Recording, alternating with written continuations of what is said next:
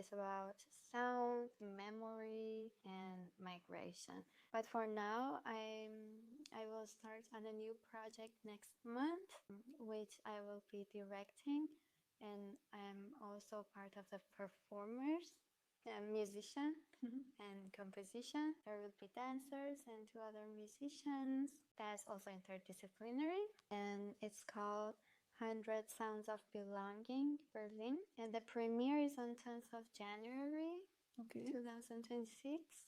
I already wrote like how I want to start, like month by month, from August to January. And yeah, I'm really excited about it. It's about sound, memory, and migration. So for now, like these 3 words are the main words that can explain me, because yeah, I immigrated 2 times. First time to Turkey 5 years ago. I stayed there for 3 years. Then I moved to Berlin.